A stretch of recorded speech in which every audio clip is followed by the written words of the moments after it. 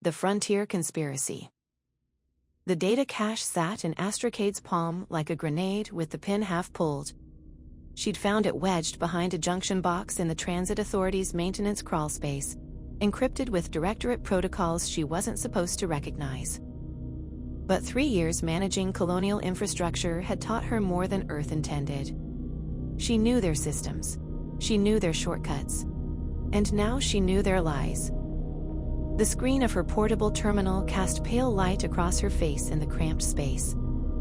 Outside, Virelle's twin moons rose over New Khartoum, the colony's administrative hub, painting the settlement's prefab buildings in silver and rust. Inside the crawlspace, Astra scrolled through procurement records, energy allocation reports, and classified communications that made her chest tighten with each revelation. The fusion reactor failures weren't accidents. The terraforming delays weren't incompetence. The supply chain collapses weren't bureaucratic oversight. Every setback, every shortage, every infrastructural crisis that had plagued Virelle for the past decade had been meticulously orchestrated by Earth's Central Directorate. She recognized names in the communications. Director Chen, who'd visited 6 months ago with promises of increased support. Commissioner Okafor, whose budget reviews always found reasons to cut colonial funding. They wrote with clinical detachment about managed dependency and strategic fragmentation. They discussed independence movements the way epidemiologists discussed disease vectors, things to be contained, controlled, but never quite eradicated. A useful enemy kept colonies fractured, made them grateful for Earth's protection, made them weak. Astra's hands shook. Not from fear. From rage so pure it felt like clarity. She backed out of the crawlspace and made her way through the silent transit hub, past maintenance bays where workers would arrive in 3 hours, past security checkpoints she knew how to avoid. Her apartment was a 20-minute walk through streets that smelled of processed air and recycled water. She didn't go home. Instead, she went to the Monument District, where Virelle's founders had erected a limestone pillar engraved with the names of the first 100 settlers. Beneath it, someone had spray-painted a phoenix in crimson, the symbol of the Free Virelle Front. The insurgents had grown bolder in recent months. Bolder and more violent. Astra pulled up another file on her terminal, one she'd been investigating separately. Financial records she'd traced through 3 dummy corporations and a labyrinth of offshore accounts. The Free Virelle Front's funding didn't come from sympathetic colonists or idealistic donors on Earth. It came from the same directorate accounts that paid her salary. She sat on the monument steps and watched the city wake. Miners heading to the extraction sites in the southern basin. Technicians reporting to the atmospheric processors. Families navigating a life built on promises Earth never intended to keep. And somewhere among them, insurgents preparing for an attack that would justify the crackdown their paymasters wanted. The realization had come 3 days ago, buried in a communication between Director Chen and someone identified only as Handler 7. The Free Virelle Front's leadership believed they were building toward genuine revolution. But their inner circle had been compromised from the start. The catastrophic attack they were planning, a bombing of the Directorate's regional headquarters, would be blamed on Earth in the immediate aftermath, then revealed as rebel action once the proper evidence surfaced. Martial law would follow, real independence movements would be crushed, and Earth would tighten its grip while appearing to restore order. 2 sides of the same corrupt machine, grinding Virelle between them. Astra closed her terminal and watched the sun break over the eastern ridge. She'd spent 3 years believing in the system, trusting that her work would help build something better. She'd been an idiot, but she wasn't powerless. She knew the Directorate's systems, she knew their personnel. And over the next 4 hours, as she sat in her apartment and began drafting a plan that terrified and exhilarated her in equal measure, she realized she knew how to break them.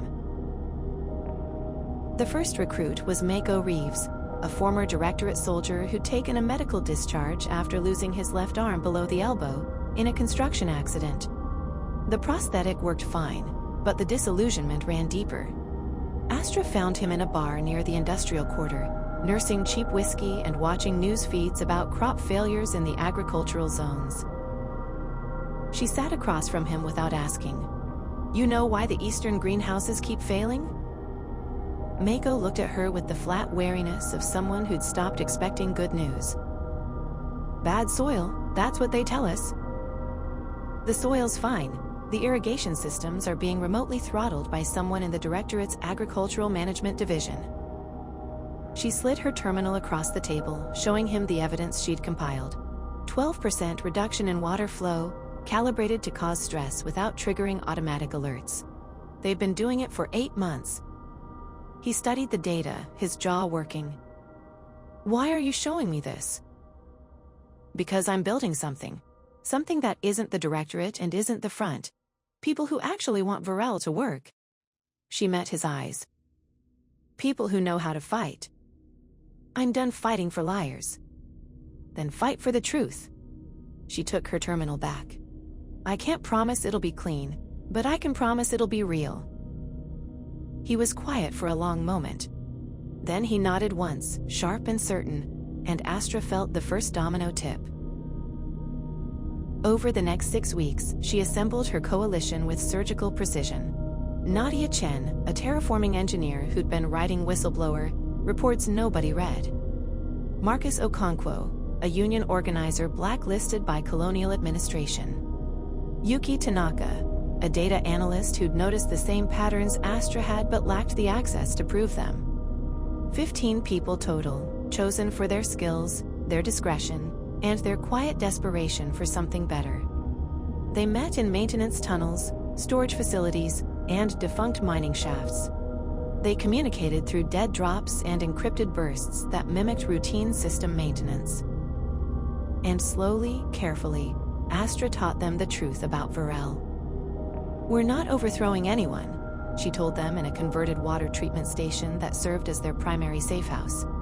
"We're forcing them to destroy each other." She'd mapped the strategy across 3 stolen data tablets, color-coded and cross-referenced until it resembled a military campaign. Phase 1. Leak evidence of Directorate sabotage to the Free Virelle Front's mid-level operatives, the true believers who didn't know they were being used. Let them see that Earth had been crippling the colony deliberately. Let their anger become a weapon. Phase 2. Simultaneously expose the Front's Directorate funding to colonial administrators and law enforcement, targeting officials who still believed they were serving a legitimate government. Fracture the trust between Earth and its local enforcers. Phase 3. Position themselves as the only faction with clean hands, the only group offering genuine independence without tyranny or manipulation. When both sides collapsed under the weight of their own corruption, Astra's coalition would be ready to fill the vacuum. "It's a controlled demolition," Marcus said, studying the plan. "If we get the sequencing wrong, the whole thing falls on us." "Then we don't get it wrong." Astra's voice carried an edge she barely recognized. "We have one chance. Virelle gets one chance." Nadia looked troubled. "This means people will die. When the front realizes they've been used, when the Directorate panics, the violence won't be theoretical. People are already dying." Astra pulled up mortality statistics she'd compiled from colonial health records. Malnutrition from agricultural sabotage. Respiratory failures from atmospheric processor malfunctions. Industrial accidents caused by deferred maintenance. "They're just dying slowly. This ends it."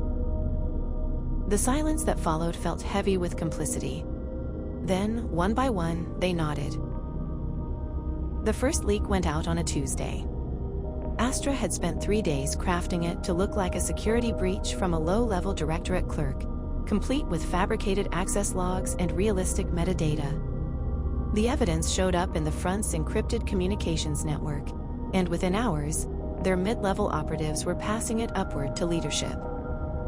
She monitored their reactions through surveillance feeds she'd tapped months ago, watching the meeting rooms and safe houses where true believers confronted their compromised commanders. The arguments were vicious. Some refused to believe it. Others saw the patterns too clearly to deny. By Thursday, the front was fracturing, with 3 cells breaking away to operate independently. "They're accelerating the bombing," Mako reported from his position monitoring front communications. "The compromised leadership wants to execute before they lose more support." Good. Astra was reviewing personnel files for the Directorate's Security Division, looking for the next pressure point. "Let them rush. Rushed operations make mistakes. People will be in that building." She looked at him. "I know." The weight of it sat between them. She'd run the calculations. The headquarters bombing would kill between 40 and 60 people depending on the time of day. Most would be administrators, clerks, security personnel. People like her. People who believed they were serving a purpose. She could stop it. Could leak the bombing plans to Directorate Security, save those lives. But then the front wouldn't be exposed, the crackdown wouldn't happen, and nothing would change. The slow grinding would continue. More people would die across months and years instead of seconds. She'd made peace with that arithmetic, or convinced herself she had. Phase 2 began with a dead drop to Captain Sarah Chen, head of the Colonial Security Force, and a career officer who still believed in the Directorate's mission. Astra had chosen her carefully, competent, idealistic, and increasingly frustrated with orders from Earth that made no tactical sense. The evidence package detailed the front's Directorate funding, complete with account numbers, transaction records, and communications between Handler 7 and the compromised insurgent leadership. Astra had added one additional element, proof that Captain Chen's own commander, Director Matthias Cole, was aware of the arrangement and had been concealing it from his officers. She watched from 3 blocks away as Chen opened the package in her office, saw the moment comprehension turned to fury. The captain spent 2 hours verifying the data, then called an emergency meeting with her senior staff. By evening, half the security force was in open revolt against the Directorate command structure. "It's working," Yuki said, monitoring the communications chaos. "Chen's people are demanding answers. Cole is scrambling." "The front?" Astra asked. 3 more cells have broken away. The compromised leadership is isolated. They're moving the bombing forward to tomorrow. Tomorrow? Astra pulled up the headquarters building schematic on her terminal, studied the blast radius projections, and felt something inside her calcify. The bomb went off at 10:17 a.m., during the morning shift change when the building was at half capacity. Astra was in her apartment when it happened, listening to the emergency channels and watching the smoke plume rise over the Monument District. The explosion was smaller than the front had intended. Their rushed timeline had meant a smaller device, less time for preparation. 32 dead, 71 injured. She sat on her floor and stared at the numbers on her screen until they stopped feeling like anything at all. By noon, evidence was circulating through the security force and colonial administration. Communications between front leadership and their Directorate handlers, financial records proving Earth had funded the attack, and most damning, a leaked recording of Director Cole discussing the operation with Handler 7 2 weeks prior. The city erupted, not in violence, but in paralysis. Nobody knew who to trust, which authority was legitimate, which faction was compromised. The Directorate recalled Cole and suspended operations pending an investigation that everyone knew would produce carefully managed conclusions. The Free Virelle Front collapsed as its membership fled or turned on the compromised leadership. Captain Chen and her loyalists established martial law, but with no clear mandate and no faith in their chain of command, they could barely maintain basic order. Into that vacuum, Astra's coalition moved. They started with infrastructure.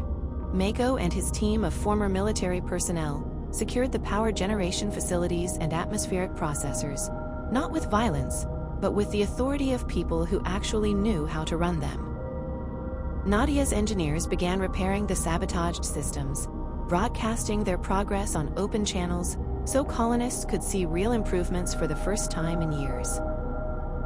Marcus organized labor unions across the mining and agricultural sectors, coordinating with Yuki's data analysts to establish transparent supply chains, and fair distribution networks. They weren't seizing power so much as filling it, becoming the functioning government by simple virtue of being the only people who actually did anything.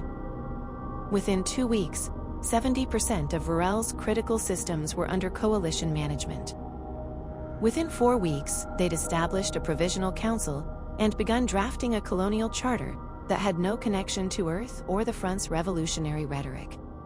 Just practical governance for people who wanted to live. Captain Chen met with Astra in the same water treatment facility where she'd briefed her coalition. The officer looked older, harder. "You played us all. I gave you the truth." Astra's voice was steady. "What you did with it was your choice. 32 people died in that bombing. You could have stopped it. And how many would have died in the next 10 years under the system we had?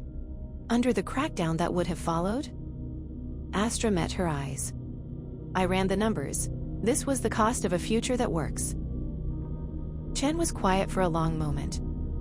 "I want to arrest you.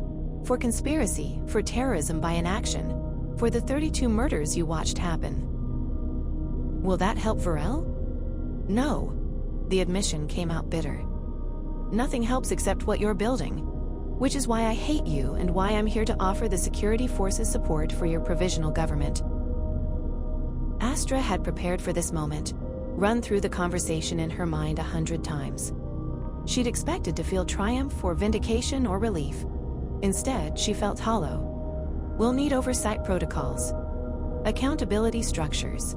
This can't be built on the same lies." "Then we build something better." Chen stood. "But don't mistake my cooperation for forgiveness. What you did was monstrous. The fact that it worked doesn't change that." After she left, Astra sat alone in the facility and listened to the water processor's hum. Through the wall, she could hear Marcus and Nadia discussing food distribution logistics. Outside, somewhere in the colony, families were having dinner made possible by agricultural systems that finally worked properly. Children were breathing air cleaned by processors that had been secretly repaired. People were building lives. She'd saved them, and it felt like damnation. 3 months after the bombing, Virelle's Provisional Council held its first open assembly. 2,000 colonists packed into New Khartoum's Central Plaza, while another 15,000 watched via broadcast. Astra stood at the podium, looking out at faces that ranged from grateful to suspicious to openly hostile. She'd written her speech carefully, working through 17 drafts before settling on something that felt true. Now, facing the crowd, she discarded it entirely. 3 months ago, this colony was being murdered, she began. Not quickly, not dramatically, just slowly strangled by 2 organizations that saw us as pawns in their game. The Directorate kept us weak to maintain control. The Free Virelle Front promised liberation while taking orders from the same people they claimed to fight. Murmurs rippled through the crowd. She pushed forward. "I discovered this, and I used it. I manipulated both sides, leaked evidence, and forced them to expose each other. I knew people would die in the process. 32 died in the headquarters bombing that I could have prevented." She paused, let that settle. "I chose not to. I decided their lives were an acceptable cost for Virelle's freedom." The plaza was silent. She could see Captain Chen in the crowd, arms crossed, face unreadable. "I won't ask for forgiveness. I won't claim I did the only thing possible. I made choices that destroyed pieces of my humanity I won't get back. I became the kind of person I despise." She gripped the podium. "But Virelle is free. Our systems work. Our children have futures. And now you have to decide if you want to build on that foundation or tear it down." She stepped back from the podium. No closing statement, no call to action. Just the truth, offered like a confession. The council vote took 3 hours. When it concluded, the provisional government was ratified by 63% of the assembly. Not overwhelming, but enough. Enough to move forward. 6 months later, Earth's Central Directorate formally recognized Virelle's independence in exchange for continued trade relationships and resource agreements.